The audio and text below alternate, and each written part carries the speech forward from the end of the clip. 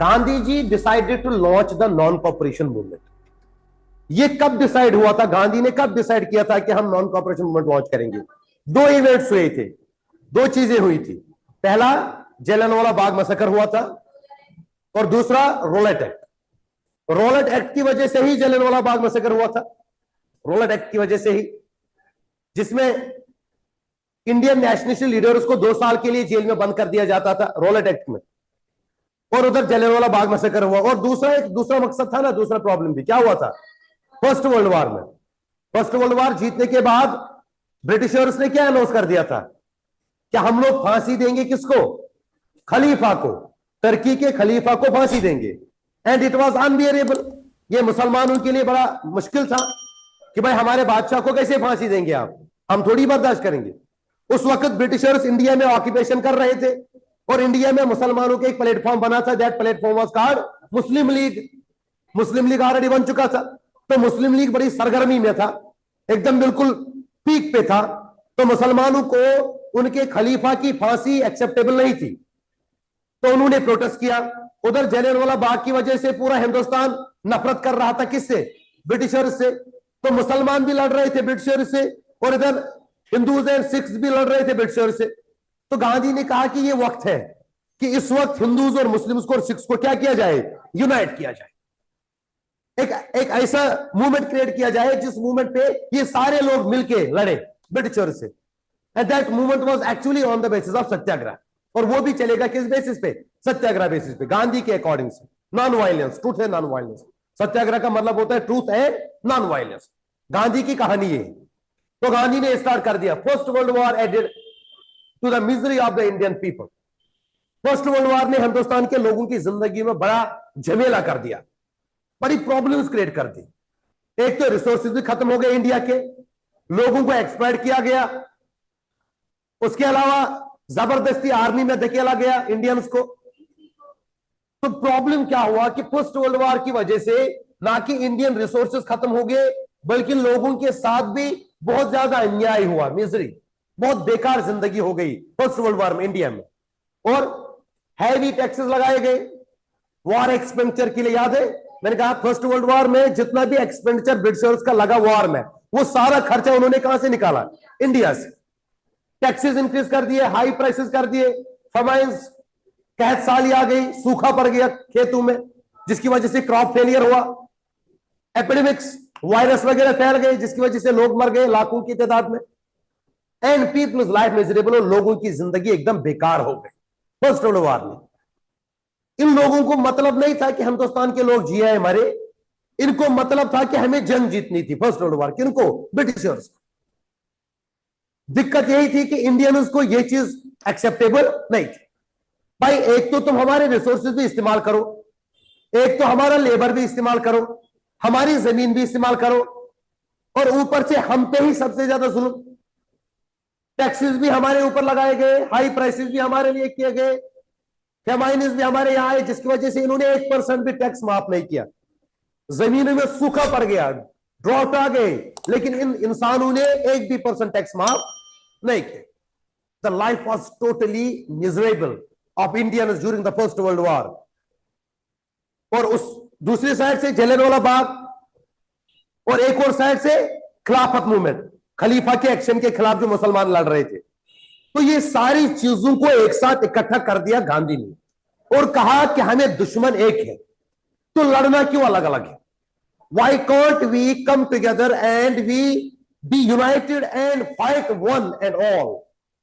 हम क्यों ना एक साथ आके एक प्लेटफॉर्म पे खड़े रहकर, एक दुश्मन से लड़ना है तो एक साथ लड़े।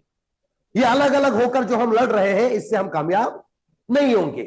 Roulette Act invited large scale protest. Rowlatt Act की वजह से हिंदुस्तान भर में हर जगह पे प्रोटेस्ट हो रहा था, बिकॉज रोलेट एक्ट एक ब्लैक लॉ था। मैंने कहा था काला कानून, it was a black law for Indians throughout the country.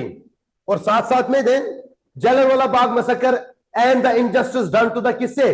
Punjab made Indians क्या? एंग्री। हिंदुस्तान के लोग बड़े गुस्से में हो गए थे एकदम। एंड साथ में Muslims became unhappy due to किसकी वजह से? Ill treatment of Turkey. मैंने कहा ना टर्की के खलीफा के खिलाफ एक्शन ले रहे थे ये लोग। दे स्टार्टेड, दे मतलब कौन? मुसलमान। मुसलमानों ने क्या स्टार्ट किया था? खिलाफत मूवमेंट। तो ये खिलाफत मूवमेंट मुसलमानों ने ब्रिटिशर्स के खिलाफ स्टार्ट किया, और उधर जलियांवाला बाग की वजह से जितने भी हिंदुस्तान के बाकी लोग थे वो भी खिलाफ थे। किसके खिलाफ? ब्रिटिशर्स के खिलाफ। So the Congress session at Nagpur, पहला कांग्रेस सेशन होता। कांग्रेस का मतलब यहां पर वो नहीं है आईएनसी, इंडियन नेशनल कांग्रेस, नहीं नहीं। कांग्रेस का मतलब होता है meeting, Congress meeting. The meeting session at कहां पर हुआ है? नागपुर।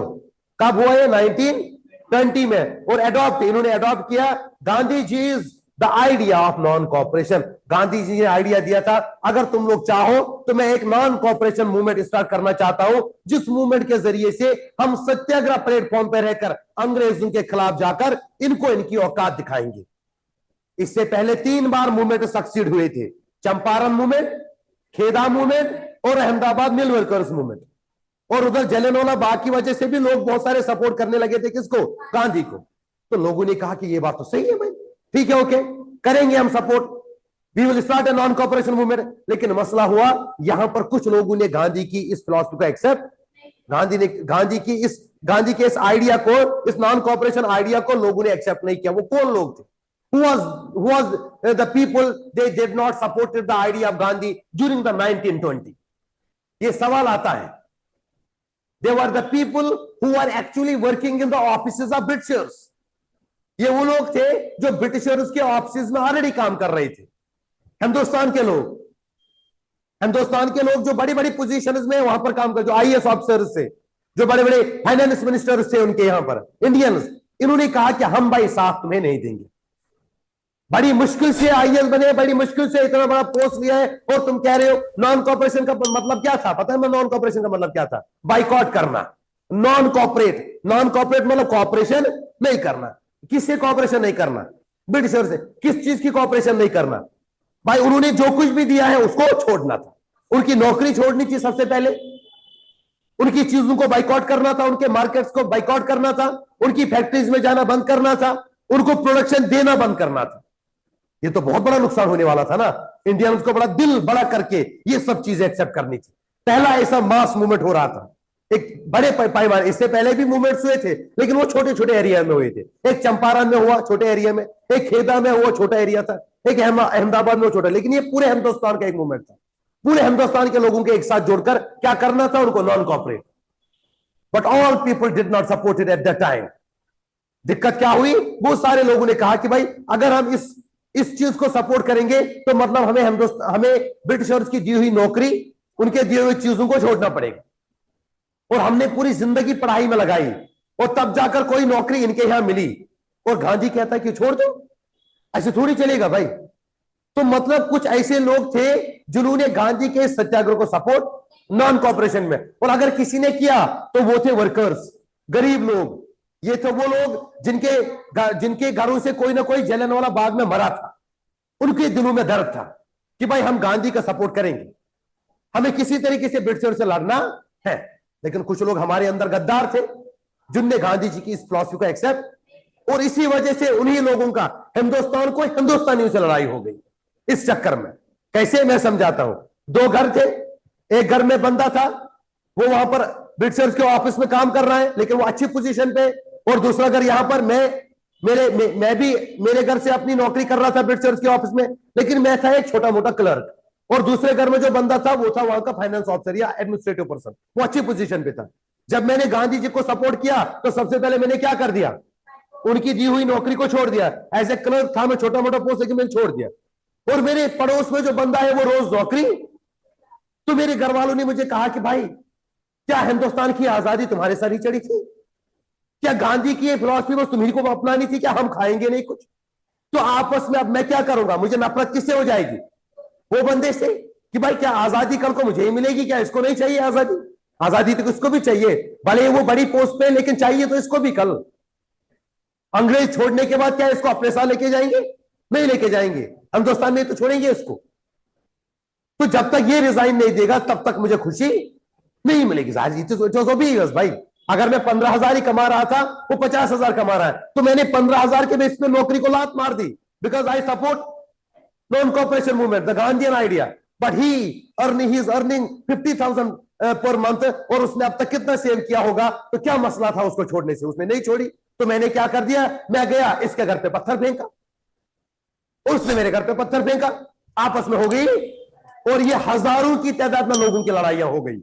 जहां कोई इंडियन जाता था ब्रिटिश के ऑफिस में काम करने के लिए, वहीं पर खड़े रहते थे सड़कों पे, और लोग जिन्होंने नौकरियां छोड़ी होती वो उन पे पत्थर बरसाते और आपस में लड़ाई हो गई। और सबसे बड़ा जो हादसा हुआ, मसला हुआ, वो हुआ चौरी चौरा में। वहां पर इतनी बड़ी लड़ाई हो गई इंडियंस के बीच में कि वहां पर हिंदुस्तान के लोगों ने हमला कर दिया, किसके ऊपर, पुलिस स्टेशन के ऊपर, और वहां पर मर गए लोग, 22 पुलिसमैन वहां पर मर गए, इसमें कुछ इंडियंस भी थे। और ये बहुत बड़ा हादसा था, और ये था वायलेंस। क्या था ये? और गांधी ने कहा था कि मेरे मूवमेंट में कभी वायलेंस नहीं होना चाहिए, I never support violence, I always support non violence. तो गांधी ने कहा इससे पहले ये मूवमेंट और बढ़े और लोग आपस में और लड़े, तो मुझे चाहिए कि इस मूवमेंट को क्या करो, खत्म करो, बंद करो। That is called withdrawal. क्या कहते हैं? Withdrawal of the movement. इसको मैंने आगे कहानी को पहुंचा दिया। देखिए, पीसेंट्स ऑर्गेनाइज्ड मूवमेंट्स अगेंस्ट, किसके अगेंस्ट? तालुकदार। आजकल के जमाने में हम कहते हैं पटवारी। किसको कहते हैं? जो अरे मतलब ऐसा समझ लो, तहसीलदार या एडीएम। एडीएम होता ना, एडीएम तो डीएम, डिस्ट्रिक्ट मजिस्ट्रेट। उससे नीचे जो होता है उसको कहते हैं क्या? ADM, additional district magistrate. DM बनता है आईएएस एग्जाम से। किससे बनता है?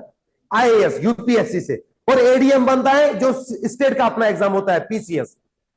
देश का होता है यूपीएससी। क्या होता है? Union public service commission. उससे बनता है आईएएस। क्या बनता है? और स्टेट का होता है अपना एक सिविल सर्विसेज एग्जाम, उसको नाम होता है पीसीएस। क्या होता है? पब्लिक से ये पब्लिक कमीशन सर्विसेज होता है, उससे बनता है एडीएम। क्या बनता है? Additional district magistrate. समझा नहीं ये चीज? तो क्या था, ये तालुकदार जो थे आजकल के जमाने के मान लो एडीएम थे, और तालुकदार बड़े मजे से तो काम कर रहे थे, लेकिन पीजेंट बेचारे कौन थे? फार्मर्स। ये बेचारे छोटे मोटे लोग थे, इनको तो कुछ था ही नहीं। इन्होंने नॉन कॉर्पोरेशन ज्वाइन कर लिया और ये अपनी नौकरियां कर रहे थे, तो पीजेंट्स को आ गया गुस्सा। सो दे ऑर्गेनाइज्ड मूवमेंट अगेंस्ट, किसके खिलाफ निकाला? तालुकदार के खिलाफ, कि जब तक ये भी नहीं छोड़ेंगे जॉब तब तक हम मूवमेंट को सपोर्ट। अब हो गई लड़ाई आपस में इंडियंस की। And landlords in villages under the leadership of, किसके लीडरशिप में? बाबा रामचंद्र। बाबा रामचंद्र एक बहुत मतलब खतरनाक इंसान था, गुस्से वाला इंसान। ये कुछ हद तक तो गांधी को सपोर्ट कर रहा था, लेकिन ये एकदम से गुस्से में आता था तो ये इंसानों को फिर कूटता था, एकदम मारता था तलवार से। और इस बंदे ने सपोर्ट किया। इसने कहा कि नहीं, जब तक हम सारे लोगों को नौकरियां नहीं छुड़वाएंगे तब तक हिंदुस्तान का नॉन कॉर्पोरेशन जो है सक्सेस नहीं होगा। और क्या हो गया? Tribal people started N armed struggle. Armed struggle मतलब हो गया हाथापाई करना, गन बारूद से लड़ना। ये नॉन कॉर्पोरेशन मूवमेंट का प्रिंसिपल नहीं था। नॉन कॉर्पोरेशन था किसके बेसिस पे? सत्याग्रह के बेसिस पे। सत्याग्रह क्या कहता है? Truth and non violence. Truth and non violence. Gandhi कहता है truth and non violence, Satyagraha. Non corporation was a Satyagraha movement. Gandhi ने कहा ये जो पूरा हिंदुस्तान इस मूवमेंट को मानेगा, ये चलेगा मेरे तरीके से। तरीका क्या था? नॉन वायलेंस, लड़ना नहीं है। जैसे चंपारण में हुआ, बातचीत हुई, खेदा में हुआ, बातचीत हुई, मिल वर्कर्स में हुआ, बातचीत हुई। और इसमें भी कहा कि सबसे पहले हम लोग करेंगे बाइकआउट। क्या करेंगे? बाइकआउट। जब हम बाइकआउट करेंगे तो मार्केट हो जाएंगे बंद, फैक्ट्रीज हो जाएंगी बंद, ये हो जाएंगे मजबूर हमसे क्या करने के लिए? बात करने के लिए। और जब ये हमारे पास आएंगे तब हम इनको वापस जवाब देंगे। उससे पहले हमें लड़ना, तब तक तुम लोगों को बर्दाश्त कर रहा है। ये कौन कह रहा है? गांधी कह रहा है। गांधी का सत्याग्रह, गांधी की फिलॉसफी कह रही है। तो लोगों ने थोड़ा सा बर्दाश्त किया था, लेकिन फिर वही मसला हुआ जब सामने वाले घर से बंदा जा रहा नौकरी करने के लिए और मैंने नौकरी छोड़ दी। भाई मैं कब तक बर्दाश्त करूंगा? मुझे गुस्सा आएगा। पर तू क्यों जा रहा नौकरी करने के लिए? करेंगे क्यों? जाओ, तुम्हें आजादी चाहिए, तुम गांधी का पल्लू पकड़ो, जाओ, तुम गांधी के साथ रहो, हमें गांधी की फिलॉसफी एक्सेप्टेबल। और मुझे गुस्सा आएगा, मैंने उसको मारा। इस तरीके से वो आपस में लड़ाई झगड़े हुए। So the tribal people, tribal जो थे, जो जंगलों में रहने वाले लोग थे, इन्होंने सबसे पहले नॉन कॉर्पोरेशन को एक्सेप्ट किया। हाँ भाई, हम गांधी के साथ थे। तो ट्राइबल पीपल ने क्या किया? इन्होंने स्ट्रगल किया इन द गोडम हिल्स ऑफ आंध्र प्रदेश। गोडम हिल्स ऑफ आंध्र प्रदेश, ये वो हिल्स है जहां पर सबसे पहले ब्रिटिशर्स ने, क्या नाम है उसका, कॉफी जो है ना, कॉफी, चाय कॉफी, अरे जो पीते हो कॉफी, कैपुचिनो, ठीक है ना। तो कैपुचिनो कॉफी जो है एक्चुअल में सबसे पहले यहीं बनी थी। कहां पर बनी थी? गोडम हिल्स ऑफ आंध्र प्रदेश में, ठीक है। एंड अंडर द किसके लीडरशिप में लड़े थे ये लोग? आलूरी सीताराम राजू। आलूरी सीताराम राजू जो थे, इसको कहा जाता है incarnation of God. Incarnation of God मतलब इसके अंदर एक रूहानी एक इल्म था। होते ना वो कोई पीर फकीर होते हैं कि मतलब जिनके पास जाते हैं, जिनको थोड़ा सा हमारा भरोसा होता है कि भाई इनकी वजह से, मतलब कुछ लोग मानते हैं, सुपरस्टिशियस लोग जो होते हैं कभी कभार, तो ऐसे ही इनके अंदर में एक इनकारनेशन ऑफ गॉड था। मतलब इनको लोग समझते थे कि ये भगवान का एक इंसानी शक्ल है, तो इनको मानते थे, और ये जो कहते थे वो लोग करते थे। इस बंदे ने भी देखा कि सारे लोग तो सपोर्ट कर रहे हैं नॉन कॉर्पोरेशन का, बस अगर कोई नहीं कर रहा तो वो कौन थे? अमीर लोग, बड़े बड़े पोजीशन होल्डर्स इंडिया के। इसने कहा कि नहीं भाई ये हम एक्सेप्टेबल नहीं करेंगे, गलत बात है, या तो सब लोगों को छोड़ना चाहिए या फिर कोई ना छोड़े। अब सब लोगों में तो मेजॉरिटी तो छोड़ने के लिए तैयार थी, लेकिन बस कुछ गिने चुने लोग थे जो नौकरियां कर रहे थे वहां, उनके चमचे बने थे अंग्रेजों के, वो छोड़ने के लिए तैयार। उस चक्कर में हिंदुस्तानी की लड़ाई हो गई। So workers in plantation Assam, Assam के अंदर चाय बनती थी। क्या बनती थी? चाय। तो वहां के प्लांटेशन एरियाज के अंदर हिंदुस्तान के लेबर काम करते थे। उन लेबर्स को भी बाहर जाने की इजाजत नहीं होती थी। लेकिन जब उन्होंने सुना कि भाई बाहर जो है नॉन कॉर्पोरेशन मूवमेंट स्टार्ट हुआ है और गांधी का नॉन कॉर्पोरेशन मूवमेंट चलेगा सत्याग्रह से, लेकिन उन्होंने ये भी सुना कि कुछ लोग सपोर्ट, इन्होंने कहा कि बाहर में जाए इनका प्लांटेशन। इन लोगों ने वहां पर सब कुछ तोड़ फोड़ करके बाहर आ गए और पुलिस इनके पीछे चली गई, इनको पकड़ लिया और लाठीचार्ज कर दिया। जब इन पे लाठीचार्ज हुआ तो उस एरिया में जितने लोग थे उन्होंने पत्थरबाजी कर दी। किसके ऊपर? पुलिस के ऊपर। वो पुलिस कौन था? ब्रिटिशर्स का पुलिस। आपस में लड़ाई हो गई तो सबसे बड़ा मसला हुआ फिर कहां पर? Chauri Chaura incident forced Gandhi to call off the movement. Gandhi ने मूवमेंट को ऑफ कर दिया, बंद कर दिया। कहा इससे पहले और हालत खराब हो जाए मुल्क में और लोग लड़ने लगेंगे, सबसे पहले मुझे चाहिए कि मैं लोगों को ट्रेन करूं। क्या करूं? ट्रेन। सारे लोगों को समझाऊं कि भाई सत्याग्रह है क्या। इसमें तो कुछ लोग सपोर्ट कर रहे, कुछ नहीं कर रहे। भाई सत्याग्रह का मतलब होता है अपने पेट पे लात मारना। लात मारने का मतलब ही नहीं कि लात मार दो पेट फाड़ दो। लात मारने का मतलब क्या है? भूखा रहना, हड़ताल करना, स्ट्राइक करना, हंगर स्ट्राइक करना। आपको काम छोड़ना पड़ेगा, तब जाकर आगे फिर समझ आएगा आप लोगों को। जब वो इंसान जिसके यहां आप काम कर रहे हो वो मजबूर हो जाएगा क्योंकि उसका नुकसान हो जाएगा। जब सारे लोग मिलकर एक साथ बाइकआउट करेंगे, लेकिन जब 10 लोग बाइकआउट कर रहे हैं और 4 लोग बाइकआउट नहीं कर रहे, उनका तो फायदा है क्योंकि 4 लोग कर रहे हैं, वो 4 से ही 10 का काम ले रहे हैं, जिसको कहते हैं डिसगाइज अनएम्प्लॉयमेंट। इकोनॉमिक्स में पढ़ेंगे आप, डिसगाइज अनएम्प्लॉयमेंट। उनको तो, लेकिन मसला तब होगा, फायदा तब होगा जब 10 के 10 रिजाइन करेंगे और एक भी बंदा उनके यहां काम नहीं करेगा ब्रिटिशर्स की। तो ये चौरी चौरा इंसिडेंट इतना खतरनाक हुआ, इसकी वजह से गांधी जी ने क्या किया? देखिए, Gandhi ji withdrew the non cooperation movement because reason क्या था? द मूवमेंट बिकेम, ये मूवमेंट क्या बन गया था? वायलेंट। वायलेंस। समझा नहीं चीज? इन सम प्लेसेस इन फरवरी 1922 चौरी चौराहा ये कहां पर है? उत्तर प्रदेश, बाराकपुर। बाराकपुर है ये। People turned violent and set fire, लगाया आग। किसने लगाया? पुलिस स्टेशन में, जिसमें कितने लोग मरे? 22 policeman were killed in this incident. So Gandhi ji was against. किसके अगेंस्ट था? गांधी ने कहा कि नहीं भाई ये मेरा तरीका, मैंने कहा था तुम लोग बर्दाश्त करो, मैंने कहा था तुम लोग बातचीत करो, तुम्हें लड़ना नहीं था इन लोगों के साथ। चलो ये लोग सपोर्ट नहीं कर रहे थे नॉन कॉर्पोरेशन का, लेकिन उनको मौका दे देते, तुम लोगों को आपस में लड़ने की जरूरत नहीं थी। सो गांधी ने कहा कि ये पॉसिबल नहीं है तब तक जब तक क्या नहीं होगा? The movement slow down. इन कहां पर हो गया स्लो डाउन? अर्बन एरियाज में भी, वहां भी लोगों ने उसको सपोर्ट करना बंद कर दिया, छोड़ दिया इसका सपोर्ट करना धीरे धीरे। ही थॉट, गांधी ने सोचा क्या? दैट इट वाज नेसेसरी, ये जरूरी है, to train the people in non violent satyagraha. सबसे पहले लोगों को ट्रेन किया जाए। एकदम से उनको सत्याग्रह, पहले तो सत्याग्रह थोड़ा सा हुआ था लेकिन वो छोटे छोटे एरियाज में हुआ था। वहां पर कुछ लोग थे, 100-150 लोग थे चंपारण में, 100-150 लोग खेदा में, 100-150 लोग मिल वर्कर्स में। तो उनको समझाना बड़ा आसान था, लेकिन पूरे मुल्क को एक साथ सत्याग्रह में डालना ये कोई आसान बात? तो उसके लिए सबसे पहले मुझे पूरे मुल्क को क्या करना पड़ेगा? समझाना पड़ेगा सत्याग्रह है क्या। सत्याग्रह में बर्दाश्त करना पड़ता है, कुछ पाने के लिए कुछ खोना पड़ता है, और आजकल के जमाने में कुछ पाने के लिए कुछ करना पड़ता है। खोने क्या है भाई? खोए क्यों? खोई क्यों भाई? जब है ही नहीं तो खोई क्यों? ये प्योर भी गलत है यार। हम कहें कि भाई कुछ पाने के लिए कुछ करना पड़ता है, कुछ करो जिंदगी में। तो गांधी ने कहा कि भाई अगर कुछ चाहिए, चाहिए क्या था? चाहिए क्या था? आजादी चाहिए ना। किससे आजादी चाहिए थी? ब्रिटिशर से। तो भाई कुछ पाने के लिए, आजादी पाने के लिए खोना नहीं है हमें, खोने के लिए कुछ बचा ही नहीं था हमारे पास, हम तो कुछ सब कुछ खो चुके थे।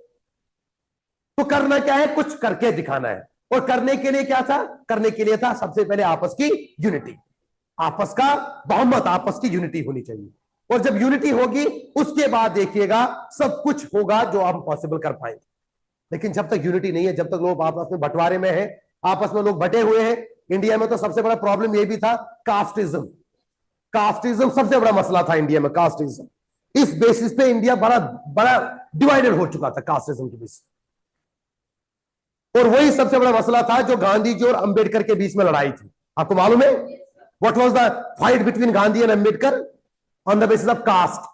दलित्स को जो है वो इक्वालिटी नहीं दी जाए। इसीलिए अंबेडकर जी कहते थे कि हमें क्या चाहिए, अलग सेपरेट इलेक्टोरेट चाहिए, हमें गांधी के साथ रहना, क्योंकि उन लोगों को सोसाइटी में इक्वालिटी दी नहीं जा रही थी, क्योंकि वो खुद एक दलित फैमिली से थे, अंबेडकर जी जो थे। तो यहां पर अब क्या हुआ, गांधी ने प्लान कर लिया कि भाई नॉन कॉपरेशन एक अच्छा मूवमेंट तो था, लेकिन प्रॉब्लम यह है कि लोग अभी कंप्लीट तरीके से जो है ट्रेन नहीं है। लोगों को भी मालूम नहीं कि सत्याग्रह है क्या। सबसे पहले मुझे लोगों को समझाना पड़ेगा सत्याग्रह है क्या। और सारे लोग जब समझ जाएंगे उसके बाद ये कितनी भी बड़ी पोजीशन पे हो, लेकिन जब बात सत्याग्रह की आएगी तो ये उस पोजीशन को लात मारेंगे वहीं पे। उसके लिए इनको पहले समझाना मुझे पड़ेगा। So for that reason Gandhi started new movements. और उसके बाद क्या हुआ, now Simon commission, Indian statutory commission. ये कमीशन जब हिंदुस्तान आया ना, इस कमीशन ने भी एक थोड़ा सा चेंज लाया। Simon, sir John Simon. क्या था ये मूवमेंट, आपको मालूम है साइमन कमीशन क्या था? What was Simon commission? हाँ,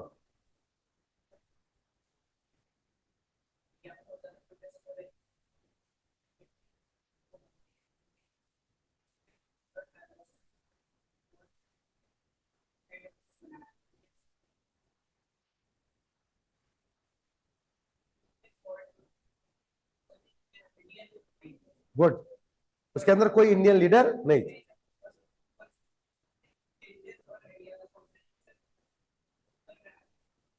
लुक आफ्टर करना था और उसके अंदर चेंजेस करनी थी। अब देखो मैं तुमको एक बात बता रहा हूं, आपको अगर मेरे घर के बारे में नॉलेज हासिल करनी है तो मेरे घर के बारे में आप मुझसे पूछोगे या मेरे नेबर से पूछोगे? नेबर से पूछोगे? किससे पूछोगे मेरे घर के बारे में? मेरे घर के बारे में मुझे ज्यादा नॉलेज होगी या मेरे नेबर को ज्यादा नॉलेज होगी? बताओ, मुझे होगी ना। I know what are the difficulties in my family. I know how many rooms and stories are I having in my house home, and where is the entry, where is the exit, what the problem is, क्या है कैसे, वो सब कुछ मुझे मालूम होगा अपने घर के बारे में। कहां चेंजेस कर रही है, क्या चेंज कर रहे हैं वो मैं जानता हूं।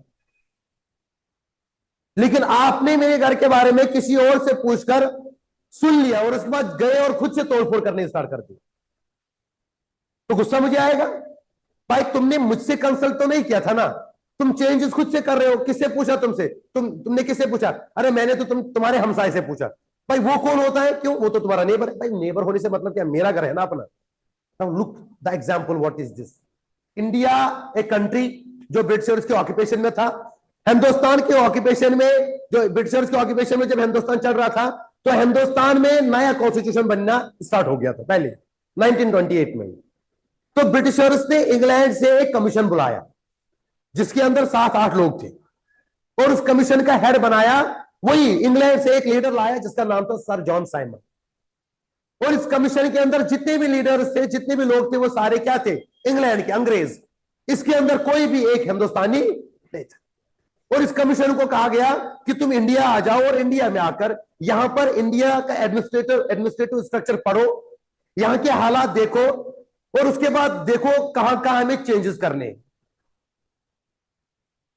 तो भाई जो बंदा इंग्लैंड में बसा, जिसने जिंदगी इंग्लैंड में गुजारी, जो वहीं पे पला बड़ा, वो आके यहां पर इंडिया में आएगा और यहां पर देखेगा यहां पर हालात क्या है।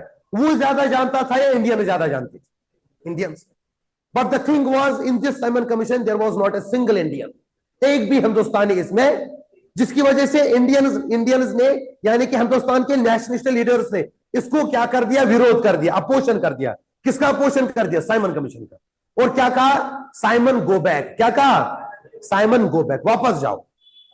जाहिर सी बात है भाई, भाई हमारे हिंदुस्तान के बारे में हमें मालूम है ना। तुम्हें अगर कमीशन बनाना था तो कम से कम तुम हमारे कौम से, हमारी नेशन से भी 2-3 लीडर रख लेते। वो भी तो अपनी बात कहते हैं अपने हिसाब से अपनी कंट्री के लिए, लेकिन तुमने हमारे हिंदुस्तान के लिए अंग्रेजों को बुलाया। Those people who do not know nothing about our country, they don't know 1% about the administrative structure of the India, तो वो कैसे चेंज करेंगे हमारे यहाँ पर? गुस्सा तो आएगा। तो हिंदुस्तान में बहुत सारे लोगों ने इसको विरोध किया। Gandhi ji also not supported the Simon commission, but the thing was that सबसे ज्यादा विरोध अगर किसी बंदे ने किया, एंड दैट वाज, एक तो भगत सिंह था और उसके साथ लाला लाजपत राय। लाला लाजपत राय और भगत सिंह, ये दो वो ऐसे नेशनलिस्ट लीडर थे जिनने खतरनाक तरीके से साइमन कमीशन का विरोध कर दिया। और जिस चक्कर में साइमन कमीशन की वजह से लाला लाजपत राय पे लाठीचार्ज हो गया और 4 दिन के अंदर उनकी क्या हो गई? मौत हो गई। और जब 4 दिन के अंदर उनकी मौत हो गई, उनके साथी भगत सिंह जो थे उसको जेल में थे। तो जेल से रिहा होकर वो फौरन गए, तो उन्होंने कहा कि मैं लाला लाजपत राय की जान का बदला लूंगा। और उस चक्कर में भगत सिंह ने बम उठाया और चले गए। उस वक्त दिल्ली में अंग्रेजों की सेंट्रल नेशनल असेंबली थी और उसके अंदर बम फोड़ दिया। हालांकि उस बम फोड़ने का मकसद ये नहीं था कि लोगों को मारना था, बल्कि ये था कि डर फैलाना था, डर उनके अंदर, अंग्रेजों के अंदर में।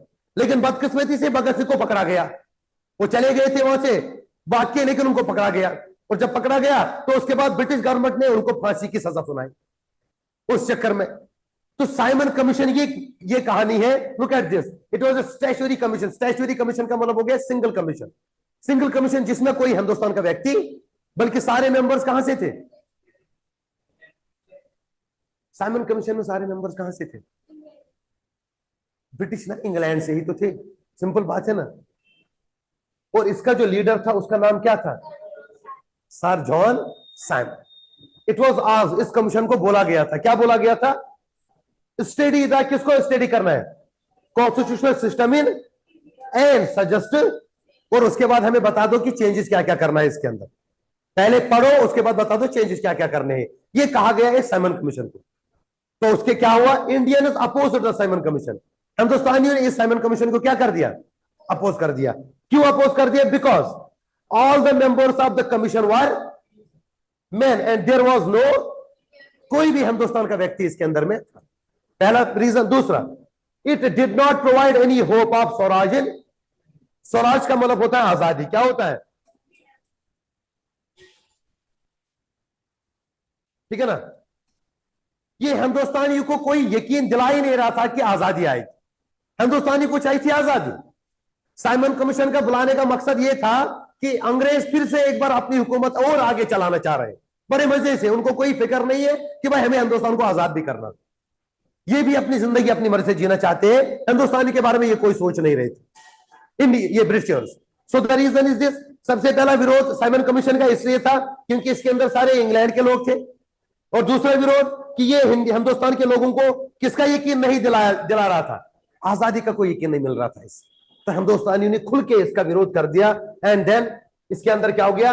लाहौर कांग्रेस ऑफ 1929, 1929 में लाहौर में एक सेशन हुआ, मीटिंग हुई, और इसी साइमन कमीशन की वजह से हुआ। क्यों? क्योंकि साइमन कमीशन में मैंने कहा लाला लाजपत राय की जो शहादत हुई थी और भगत सिंह की जो फांसी का जो है अनाउंसमेंट हुआ था, अभी फांसी नहीं हुई थी, बल्कि ब्रिटिशर्स ने फांसी की सजा सुनाई थी। फांसी 1930 में हुई थी, 1930 मार्च 1930 में हुई थी भगत सिंह की फांसी। ठीक है। तो लाहौर में एक मीटिंग हुई और हिंदुस्तान के सारे लीडर्स एक ही प्लेटफॉर्म पे आ गए। और इस लाहौर कांग्रेस सेशन का जो प्रेसिडेंट था वो थे जवाहरलाल नेहरू। कौन थे? तो क्या हुआ वहां पर मीटिंग में डिसाइड? देखिए, the Congress session was held at Lahore in 1929 under the presidentship of Jawaharlal Nehru. Following decisions were taken. और वहां पर मिलके हिंदुस्तान के लीडर्स ने ये डिसीजंस लिए। कहा कि भाई ये तो ज्यादा ही हुआ। इससे पहले नॉन कॉपरेशन की वजह से हम लोगों ने चुप कर दिया था, लेकिन उससे पहले जलियांवाला बाग हमारा सबसे बड़ा हत्याकांड किया इन लोगों ने, और रॉलेट एक्ट की वजह से इन्होंने हमारे लीडर्स को जेल में बंद कर दिया, और साइमन कमीशन को हमें बिना बुलाए कमीशन बुला लिया यहां पर इंडिया में। तो ऐसे तो हमारा सब कुछ राइट छीन रहे। हमें तो अपनी जिंदगी जीने का यहां पर कोई हक नहीं दिया जा रहा है। तो हिंदुस्तान के सारे लीडर्स ने मिलकर एक प्लेटफॉर्म क्रिएट कर दिया, और वहां पर मिलके लाहौर में 1929 में जवाहरलाल नेहरू के अंडर में, उनके प्रेसिडेंटशिप के अंदर में ये सारी चीजें डिसाइड हुई। सबसे पहले क्या हुआ? कांग्रेस डिक्लेयर्ड पूर्ण स्वराज एज सेम। इस मीटिंग का जो एम था, इस मीटिंग का जो मकसद था वो था पूर्ण स्वराज। क्या था? पूर्ण स्वराज मतलब कंप्लीट इंडिपेंडेंस। क्या मतलब है? Complete independence. हमें कंप्लीट आजादी चाहिए। अब हमें वो आधा हिस्सा टुकड़ों में आजादी, हमें पूरी पूरी तरीके से आजादी चाहिए और अंग्रेजों का यहां से खात्मा करना है। पहला पॉइंट। दूसरा, it was decided to celebrate 26 January every year as the, क्या सेलिब्रेट करना है? Independence day. हर साल 26 जनवरी को हिंदुस्तानी अपनी मर्जी से क्या क्या मनाएंगे? हालांकि ये 26 जनवरी है, आपको के सर 26 जनवरी की तो रिपब्लिक डे होता है 15 अगस्त। 2 से 26 जनवरी 1929 है। उस वक्त थोड़ी पता था कि 1947 में आजाद होंगे, उस वक्त थोड़ी पता था। ये आजादी से 17 साल पहले की कहानी है। ठीक है, तो इन लोगों ने कहा भाई एक तो पूर्ण स्वराज एम रखेंगे। पूर्ण स्वराज मतलब हो गया कंप्लीट इंडिपेंडेंस। हमें कंप्लीट आजादी हासिल करनी है अंग्रेजों से। अब भले कुछ भी हो, साथ में मिलकर लड़ेंगे सब लोग एक साथ। उसके लिए कुछ भी करना चाहिए। अब हम सिर्फ कुछ ही लोग मिलकर नहीं लड़ेंगे। अगर साइमन कमीशन में हम लोगों ने सबने मिलकर लड़ा होता तो लाला लाजपत राय को ये मारते नहीं। नॉन कॉपरेशन में भी हम सब लोगों ने छोड़ दिया, आधे लोग थे आधे लोग नहीं थे, उस वजह से भी वहां पर हत्या हुई और फिर विड्रॉ करना पड़ा। अब अगर हमें आजादी चाहिए, पूर्ण स्वराज, कंप्लीट इंडिपेंडेंस, तो उसके लिए हर साल हम अपनी मर्जी से 26 जनवरी को क्या मनाएंगे? इंडिपेंडेंस डे अपनी मर्जी से। 2 पॉइंट्स याद रखिएगा। लाहौर कांग्रेस सेशन के अंदर में, जवाहरलाल नेहरू के प्रेसिडेंटशिप के अंदर में, एक तो पहला एम जो रखा गया था वो एम क्या था? पूर्ण स्वराज। क्या रखा गया? पूर्ण स्वराज, कंप्लीट इंडिपेंडेंस। और दूसरा क्या रखा गया? टू सेलिब्रेट इंडिपेंडेंस डे और ईच एवरी ईयर। कब? 26 जनवरी। और उसके अलावा इट वाज डिसाइडेड, तीसरा एम था, तीसरा पॉइंट, इट वाज ये डिसाइड किया गया टू स्टार्ट एक नया मूवमेंट स्टार्ट किया जाएगा जिसका नाम क्या था? Civil disobedience. It was decided to start the civil disobedience movement to win the. अगर पूरी आजादी चाहिए, कंप्लीट इंडिपेंडेंस चाहिए, तो कंप्लीट इंडिपेंडेंस को हासिल करने के लिए हमें सिविल एक मूवमेंट स्टार्ट करना पड़ेगा। और उस मूवमेंट का नाम रखा गांधी ने, क्या? Civil disobedience. Just like the non cooperation, जैसे नॉन कॉपरेशन था ना, वैसे ही ये था भाई। सिविल डिसोबीडियंस का मतलब क्या हो गया? इस लफ्ज का मीनिंग बताओ, लफ्ज का मीनिंग इतना तो मालूम होगा ना तुम लोगों को, क्या हो गया एग्जैक्टली? डिसओबे का मतलब क्या होता है? अगेंस्ट होना। सिंपल बात है। डिसओबे, डिसओबे मतलब ओबे नहीं करना। वो जो कहेंगे हम वो बात, जो उन्होंने कहा होगा वो भी हम, और जो वो हम पे थोपेंगे वो भी हम। भले अब कुछ भी करना होगा हम कंप्लीट डिसओबीडियंस करेंगे। इनके जितने भी लॉज हैं आज के बाद हम वो नहीं मानेंगे। इन्होंने जितने भी हमारे ऊपर कानून लगाए हैं वो सारे कानून आज के बाद तोड़ डालेंगे, सारी चीज एक एक करके। और लेकिन मसला ये था, ये डिसओबीडियंस मूवमेंट भी सेम उसी आइडिया से चलेगा जो आइडिया किसका है? गांधी का, सत्याग्रह। अब यहां पर फिर से लोगों को लाना था, लेकिन यहां पर लोगों ने गद्दारी नहीं की थी, नहीं की थी। वो गद्दारी कौन से मूवमेंट में की थी? वो गद्दारी कौन से मूवमेंट की थी? कौन से मूवमेंट में की थी? नॉन कॉपरेशन मूवमेंट में गद्दारी की थी। और उसी वक्त में गांधी ने क्या एम रखा, क्या क्या फैसला लिया था कि जब तक कोई दूसरा मूवमेंट स्टार्ट करो उससे पहले मैं लोगों को क्या करूंगा? ट्रेन करूंगा, उनको समझाऊंगा। अब ये मौका आया था वो मूवमेंट स्टार्ट करने का दोबारा। It was the time of 1929, यह 1929 का टाइम था। और वो था 1922। 22 में विड्रॉ किया था ना नॉन कॉपरेशन, तो 22 से 29 तक कितने साल हो गए? 7-8 साल हो गए। तो 8 सालों तक लोगों को समझ आ चुका था सब। साइमन कमीशन की वजह से लोगों को समझ आ चुका था कि अंग्रेजों को हमसे कुछ नहीं चाहिए, बल्कि उनको हमारा खून भी बिछाना पड़े, उनको बस अपने काम से मतलब। ये उन लोगों को भी समझ आया जिन्होंने नॉन कॉपरेशन मूवमेंट सपोर्ट नहीं किया था।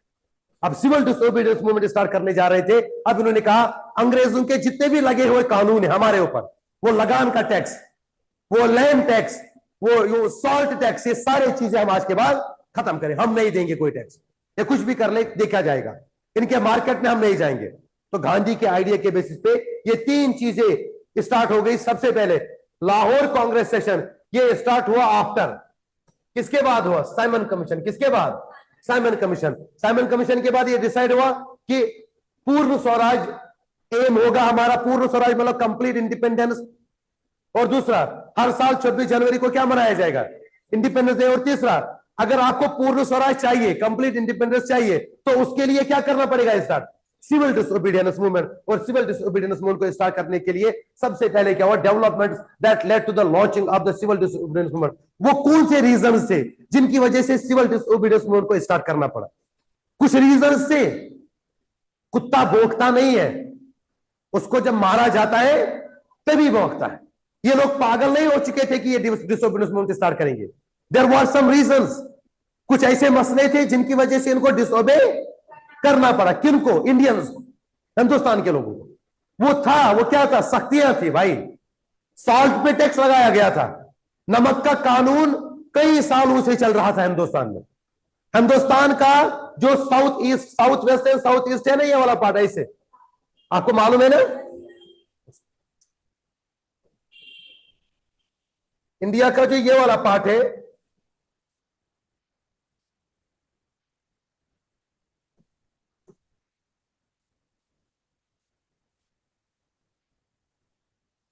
अगर हम इस पार्ट को यहां पर बात करेंगे तो ये जो है हमारा, दिस इज द साउथ, ये है ईस्ट, ये है वेस्ट और ये है साउथ। ये है पूरा क्या, अरेबियन सी, और ये क्या है पता है ना ये, और इस सबको कहते हैं इंडियन ओशन। क्या कहते हैं? हिंदुस्तान का आधे से ज्यादा जो है वो कोस्टल लाइन है। क्या है? समंदर का किनारा है। और नमक किसमें बनता है? नमक किससे बनता है? समंदर के पानी से बनता है ना, सी वाटर से। हिंदुस्तान चाहता तो दुनिया में सबसे ज्यादा नमक कहां बनता? इंडिया में। कहां बनता? इंडिया में। लेकिन अंग्रेजों ने नमक बनाने पे क्या लगाया था? टैक्स भी लगाया था, और साथ साथ में लगाया था बैन। क्या लगाया था? कि हिंदुस्तान में कोई अपनी मर्जी से नमक आएगा सिर्फ और सिर्फ कहां से? ब्रिटिश से। और वो भी हाई लेवल टैक्सेस पे नमक मंगाते थे। हिंदुस्तान में ये नमक का कानून पिछले 100 सालों से चल रहा था। लेकिन गांधी ने कहा कि अगर डिसओबीडियंस करना है, क्या करना है? डिसओबीडियंस करना है, तो कोई ऐसा कानून निकालना है इनका, और जिसको तोड़ के हम इनकी कमर तोड़ेंगे। और ऐसा कोई कानून निकालो इनका पुराना। तो सबको पता चला भाई एक कानून इनका बहुत पुराना है जिसकी वजह से हम पिस रहे हैं। और वो कानून क्या था? Salt law. क्या था? Salt law. 100 साल पुराना कानून है इनका। ये हमें यहां पर नमक बनाने नहीं दे रहे, उल्टा हमारा उम्र पर टैक्स लगा रहे। गांधी ने कहा ये तो सबसे अच्छी बात है, सबसे पहले हम डिसओबीडियंस का जो इनॉग्रेशन है, हमें डिसओबे करना है ना, तो डिसओबीडियंस का जो इनॉग्रेशन है वो किससे करेंगे? सॉल्ट लॉ को क्या करके? ब्रेक करके। सॉल्ट लॉ को क्या करके? ब्रेक करके, तोड़ के। सॉल्ट लॉ किनका था? ब्रिटिशर्स का। सॉल्ट लॉ किनका था? ब्रिटिशर्स का। इंडियंस को क्या करना था? डिसओबे। किसको डिसओबे करना था? ब्रिटिशर्स का डिसओबे करना था। तो डिसओबे करने का मतलब कि उनका कोई कानून जो है वो तोड़ना है, या उनके सारे कानून तोड़ने हैं। तो किसी एक कानून से तो शुरुआत होगी ना। तो उनका एक कानून बहुत पुराना था, जिस कानून का नाम था नमक का कानून, सॉल्ट लॉ।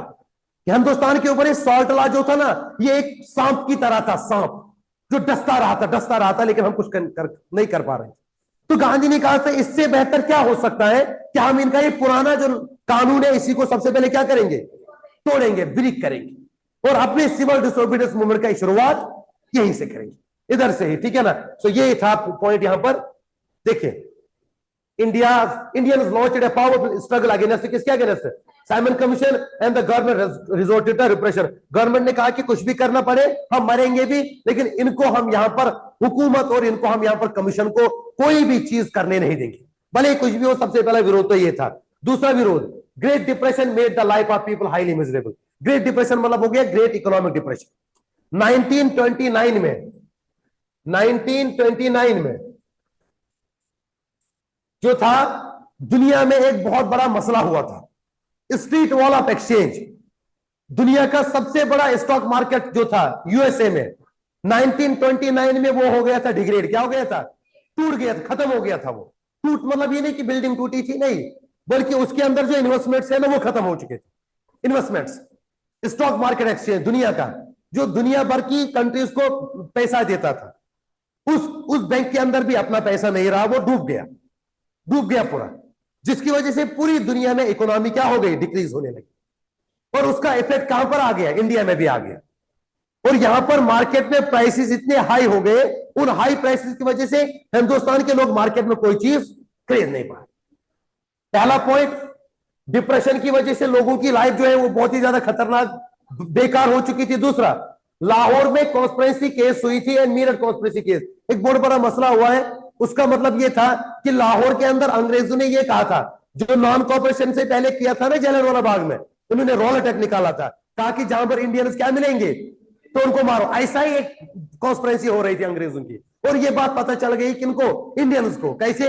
क्योंकि ब्रिटिश आर्मी के अंदर कुछ इंडियंस भी तो होते थे, और इंडियंस ने इस वक्त अपना जो है देशभक्ति दिलाई, अपने वतन से मोहब्बत। अभी वो गद्दार नहीं निकले, उन्हें छुप छुप कर वो बातें पहुंचाई किसके पास? गांधी और पंडित जवाहरलाल नेहरू के पास, कि भाई साहब हिंदुस्तान को मारने के लिए और हिंदुस्तान के लोगों को कुचलने के लिए ये लोग फिर से कॉन्स्पिरेसी कर रहे हैं। तो ये चीजें जब हिंदुस्तान के लोगों को फिर से पता चल गई, उनने कहा कि हम दोबारा एक और जलियांवाला बाग नहीं होने देंगे, इससे पहले ये कुछ कर ले, उससे पहले हम कुछ कर दिखाएंगे। ठीक है ना? तो ये था डिसोबीडियंस का क्या हो गया। The Lahore Congress of 1929 declare purna swaraj and decided to launch the, क्या लॉन्च करेंगे? And Gandhi ji inaugurated the movement by breaking the salt law. कहां पर? दांडी। दांडी एक एरिया गुजरात में, कहां पर? गुजरात में। तो अगर आपको इसको 3 नाम दिए जाते हैं, सॉल्ट मार्च, दांडी मार्च, ठीक है ना, और civil disobedience movement. The inauguration of civil disobedience movement जो हुआ था, वो हुआ था किसको ब्रेक करके, तोड़ के? किसको तोड़ के? सॉल्ट लॉ, नमक के कानून को तोड़ के। और ये नमक का कानून जो तोड़ा गया, ये कहां पर तोड़ा गया? दांडी में। Dandi was a coastal area, Gujarat का। गुजरात एक कोस्टल है ना स्टेट, तो वहां के समंदर के किनारे बैठकर गांधी ने लोगों को सिखाया कि नमक कैसे बनाते हैं। किससे नमक बनाते हैं? समंदर, खारे पानी से, नमक के इससे, समंदर के पानी से। तो समंदर के पानी को उठाकर उसको फ्रीज करवाया गया, और उसके बाद उसकी जाग निकाली गई और उस जाग को सुखाया गया, उससे बनता है क्या? नमक। और ये प्रैक्टिस जब लोगों ने सीखी तो हिंदुस्तान के कोने कोने में लोगों को खबर हो गई कि नमक कैसे बनेगा, और सबसे पहले हमें इनॉग्रेशन करना है किस चीज से? नमक के कानून को तोड़ के। तो ये था सिविल डिसोबीडियंस मूवमेंट का इनॉग्रेशन यहां से। अब आगे क्या कहानी होगी वो नेक्स्ट लेक्चर में पढ़ेंगे, ठीक है ना। सॉल्ट मार्च ये होगा, ठीक है, इसमें कैसे स्टार्ट हुआ, ठीक है होगी।